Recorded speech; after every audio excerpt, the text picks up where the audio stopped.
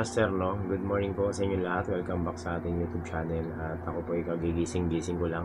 So, ito nga po mga master. Kakapasok lang na balita regarding dito sa LTO memorandum o executive order na ginawa ng LTO na yun ngayong kabalbalan na pinagagawa nila. Buti naman kahit pa paano nagkaroon sila ng action dito dahil talaga napakaraming mga magrereklamo sa kanila dahil yung ginawa nilang batas is unconstitutional. At sa totoo lang, hindi ka pwedeng gumawa ng batas na hindi ka dadaan ng legislative. Kasi nga, ang legislative lang mga master ang pwedeng gumawa ng batas. So, bago yung batas, bago maipasa yan at bago publish na tinatawag, kailangan dumaan muna yan sa pagbasa. 3 pagbasa yata yan. At pag umasa yan doon sa pagbasa ng mga master, pipila pa yan para pirmahan ng presidente. Diba? Yun ang pagkakaintindi ko dahil nare-recall ko lang, sa high school tinuturo yan eh. Diba? Nung high school tayo tinuro yan, matagal na panahon na syempre. So, ang ginawa kasi ng LTO mga master, gumawa sila ng sarili nilang batas at nag-impose pa sila ng penalty na napakalaki, which is bawal yun sa saligang batas mga master. Kasi executive order lang yung ginawa nila. Tapos, ang malupit nito, yung penalty is mas malaki pa yung penalty kaysa dun sa mga gumawa ng light criminal offense. So, in short, parang criminal ka na rin dahil lang nagbenta ka ng sasakyan at ikaw nakabili ka ng sasakyan na merong open deed of sale. Tapos, hindi mo lang na i-transfer sa'yo, criminal ka na. Diba? Nandun na tayo sa ang goal nila is, 'di ba? Masawa tayo mga criminal na related dito sa mga sasakyan dahil nga syempre naka-open deed of sale. Hindi alam kung sino yung tunay na nagmamay-ari na. Pero mga master, hindi naman sapat na dahilan yun para gawin nilang criminal ang lahat dahil lang ikaw ay nagkaroon ng open deed of sale. At wala rin pong nagsasaad na batas na ang open deed of sale ay bawal at criminal offense. So kapag naka-open deed of sale kasi tayo mga master, para sa kaalaman ng iba mga master, ang tawag po dyan is incomplete, ano ba tawag nun? Incomplete material, tama ba? O incomplete lang siya. Pero not necessarily dahil incomplete siya labag sa batas yun. Pwede mong i-complete yun. So, incomplete tools lang yun mga master. Pwede mo siyang i-complete by means of pipirmahan mo lang, di ba? Pipirmahan lang ng both parties. Magsasubmit kayo ng katunayan na ikaw yung bumili, siya yung nagbenta, at kailangan na ng ID para makomplete yun mga master. So, kasi yung unang linabas nila, para na tayong kriminal, lalo na dun sa mga nagbibenta ng mga sasakyan. Diba? At talagang maraming alma dyan mga master. Kasi lapag sa batas yun. Imagine mo, executive order lang, gumawa sila ng batas. Diba? Tapos napakalaki ng fine. At ang malupit nito, retroactive pa. Diba? In short, yung legal noon, ginawa nilang illegal ngayon. Noon, ginawa nilang illegal ngayon. Dahil dun sa batas ko na ginawa nila. Diba? Ganun lang po kasimple yun mga master. So in short, kapag nagbenta ka noon dahil alam mong legal naman, tapos gumawa sila ng batas ngayon, punishable ka na. Dahil noon mo ginawa yun eh. So sakop ka na noon. Diba? Sa mga, para maintindihan ng iba. So talagang, yung ginawa nilang executive order na yan, ay napakaraming butas mga master.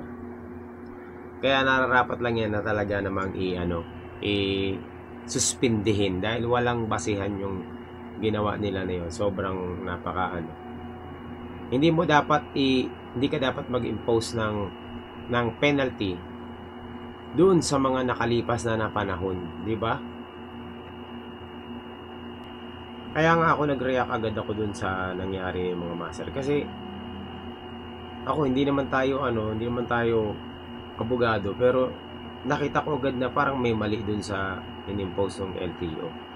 So, yan yung video natin noong nakaraan. At ngayon, syempre, sabi ko nga, mag-update tayo sa mga susunod na kaganapan dito.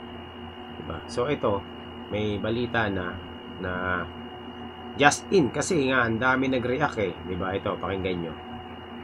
Muna itutuloy ng Land Transportation Office o LTO ang pagpapatupad ng Administrative Order number VDM-2024-046. Ito ay ang pagpapataw ng malaking multa na aabot sa 40,000 pesos sa sino mang magpebenta o bibili ng segunda manong sasakyan na hindi magre-report sa ahensya ukol sa nangyaring bentahan at hindi paglilipat ng rehistro ng sasakyan sa bagong may-ari. Ayon sa memorandum na pirmado ni LTO Chief at Assistant Secretary Vigor Mendoza II, ang suspensyon ay para mabigyan pa ng pagkakataon ang mga stakeholders na magsumiti ng kanilang mga opinyon ukol sa naturang kautusan. Diba? Kasi nga, wala namang malinaw na basihan yan mga master. Unang-una, pag-usapan natin dyan. Pag ikaw ba bumili ng sasakyan, diba, binayaran mo yung sasakyan, tapos may open deed of sale kayo, kanino ba yung sasakyan na? Diba sa'yo na rin naman? Oh. Diba? Sa'yo rin naman yun eh. Sa'yo na rin yun. Ang kaibahan lang, open deed of sale lang. Pero, kahit na naka-open deed of sale yun, pag rinehistro mo yun at ikaw ang pumunta dun sa LTO, nandun yung ID mo, yung pirma mo, diba? Sa'yo pa rin yung sasakyan na yun. Kasi ikaw yung nagbayad nun eh. Napaka unconstitutional nung ginawa nila. Na ano na to. Maliwanag to na pamimera lang to mga master. Sobrang, ewan ko ba't nagmamadali silang i-implement yan na walang sapat na pag-aaral, di ba? Tapos binaypas pa nila yung legislative, na yung legislative mismo gumagawa ng batas. May sarili na silang gobyerno. Ang bihira to mga taga LTO na to. Basta pagkakaperahan, sige lang kayong sige kahit na palpak yung nyo, yung pinatutupad nyo. Gumawa kayo ng executive order na gusto nyo gawin batas agad. Dapat lang talaga na isuspindi yan. Kasi nga, walang malinaw na basihan yan. Diba? At hindi po labag sa batas. Wala nakasaad na labag sa batas ang open deed of sale. Legal noon yan. Hanggang ngayon, ginawa lang nilang illegal. Tapos nag-impose sila ng napakalaking multa. Ang daming maapektuhan yan. Sobrang napakarami, milyong kababayan natin na nagbenta, nakabili, nagbenta noong unang panahon ng sasakyan. Naisip nila, napakagahama naman itong ahensya ng gobyerno na to. Naisip lang nila yung pera, di ba? Pera lang. Kung walang umalma dyan mga master, tuluyan, kawawa tayo lahat. Sobrang kawawa tayo lahat. Bigla ka na lang magkakaroon ka ng penalty nang hindi mo alam. Diba? Impunitive yun mga master. Ibig sabihin nun, yung legal noon, dinagyan mo ng punishment ngayon. Sa pagkakaintindi ko lang. So, sana mag-update pa ako sa ganito, sa na to mga master, sa update na to. Aantabayan na natin kung ano mga mangyayari dito, no?